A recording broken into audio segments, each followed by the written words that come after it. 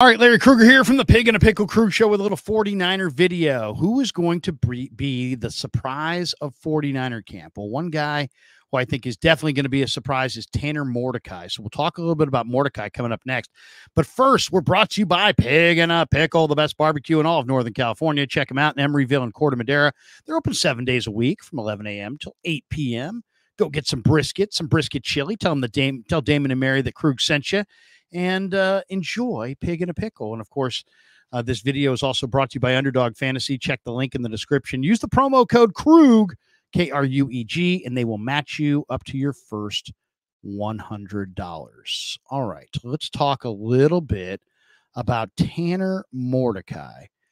It's interesting. Tanner Mordecai, I had the same kind of thought about Tanner Mordecai as I did about Brock Purdy when I first heard the Niners were interested in Brock Purdy. Smallish college quarterback.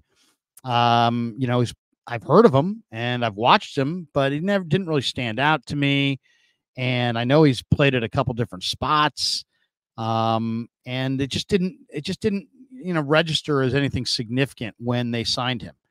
And then I did the deep dive and I started doing the investigation into Mordecai's film and watching him and reading his story and reading articles about him and just watching his film at his various stops. And the more you watch, the more you like. I mean, that's really it. The more you watch this kid, the more you like this kid. So he played 3 years at the University of Oklahoma, and he was a backup to Kyler Murray. He was Jalen Hurts' backup in 2019, and then he shared the job in 2020 with Spencer Rattler. But those are 3 good quarterbacks. 2 of them are NFL starters. The other is a guy who's going to be in an NFL camp this summer in Rattler. So, he went to Oklahoma, barely played in 3 years. Then he transferred to SMU, and he was there with Rashee Rice. And he put up some amazing numbers in 21 and 22 at SMU. First start, he had 7 touchdown passes against Abilene Christian, threw for 9 touchdown passes in a game against the University of Houston. He went to SMU and played in that Sonny Dykes system and just lit it up and made Rashee Rice a 1,000-yard receiver, got him noticed.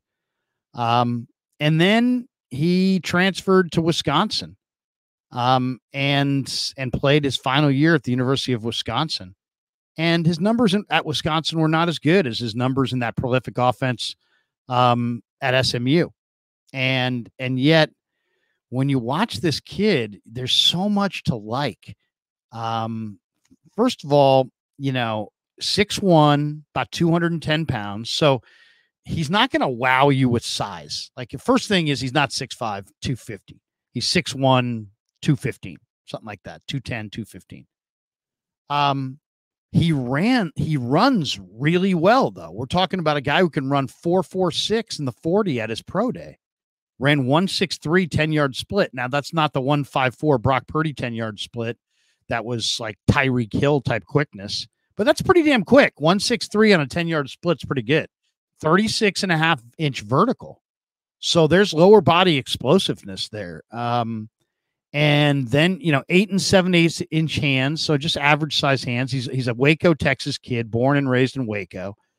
He's 24. So he's a little bit on the older side. He went to Midway High School in Waco. He was a great player in high school. He was a 4-star high school recruit, goes to Oklahoma and, played 12 games there at Oklahoma. That was it. He's 20-14 in his college career at 3 stops, 66% completion percentage, 35 touchdowns, 27 picks. What you notice right away is he gets the ball out quickly. He gets the ball out quickly and he's pretty accurate. Now, he broke his right hand at Wisconsin against Iowa, and like less than 5 weeks later, he's starting the ReliaQuest Bowl against LSU, throwing for 378 yards and 3 touchdowns and no picks. And despite the fact that he played in the Big Ten, put up some, good numbers in that bowl game, he wasn't invited to the combine. But you can see the kid's got a strong arm. I mean, I've heard one guy say he's got a cannon. I don't know if I saw a cannon, But I definitely saw a good enough arm to compete, and he looked accurate, and the ball looked like it came out on time in the short and intermediate area of the field. Um, and then my buddy, who's a scout, who's been on campus there, told me, man, this guy is not just, he's not just a, just a quarterback. He's their leader. He's an authentic leader who guys will run through walls for. And I just, the more I watch this kid, the more I think, you know what, he is going to compete with Brandon Allen and Josh Dobbs for a quarterback spot on the roster right this year in camp. He plays with confidence. He plays on time. He throws with accuracy. He's a tough kid. He plays hurt. Played against LSU 5 weeks after breaking a bone in his hand. He's out there playing. Fiery kid, fiery competitor, 9 touchdowns and 4 picks at Wisconsin. But if you look at what he did the last 2 years at SMU, he had 32 touchdowns and 10 picks one year. Then he had 39 touchdowns and 12 picks the next year. So when we're talking about a guy with, 71 touchdowns and 22 picks in 2 years at SMU. But to me, a lot of the factors that I'm looking for, are you a competitor? He is. That box is checked. Is he tough? Yes, that box is checked. Does he play hurt? Yes, that box is checked. Does he have movement ability? The one thing about the NFL, guys coming off the edge in the NFL are running fast, and they're rushing you with corners and safeties these days. So you got to be able to move. This kid can move 4.46 in the 40. And when you see him get out of the pocket, he moves with confidence. He's running down the middle of the field and he's breaking tackles. So he's a competitor. He's tough. He plays hurt. He's had success. He's played a lot of football. That's the other thing. His kid's played a lot of football. Does he have huge size? No, but he's big enough. He's got good lower body explosiveness. He's got good size hands. He can control the football. He's had success in high school, college. Very impressive kid. Very impressive kid. So when I saw him and then I watched more of his film, I thought, okay, look, let me see what he looks like in the minicamp. In the minicamp, he looked the way that Brock Purdy looked a couple years ago, just bored, just kind of bored. Like, everything's coming out on time and he's throwing strikes and it's underneath and he just didn't, it wasn't too much. No pitter patter feet, no nervousness. He just looked kind of bored. Like, hey, I've done these drills a million times. I'm doing them again. That's what you're looking for. You're looking for the guy who's mastering every drill. And that's what Tanner Mordecai was doing. So if you said to me, give me a couple takeaways from off-season OTAs and minicamp, one of them is that Brandon Allen and Josh Dobbs don't look that good to me. I don't think the Niners can win any games with those two guys. So I'm eager to see what Mordecai looks like in the preseason. And I think there's a very good chance that Mordecai could outplay those guys. And ultimately it's going to come down to who moves the football team the best. In the move the team drill, in practice, do you move the team? Do you get first downs? Do you complete passes? Do you score points? What does it look like in the preseason? The Niners are not paying Dobbs what they paid Darnold, and Brandon Allen's making even less than that. If Mordecai shows up in camp and is better than those guys, he will play over those guys. They're going to try to justify Dobbs right away, but that's just initially.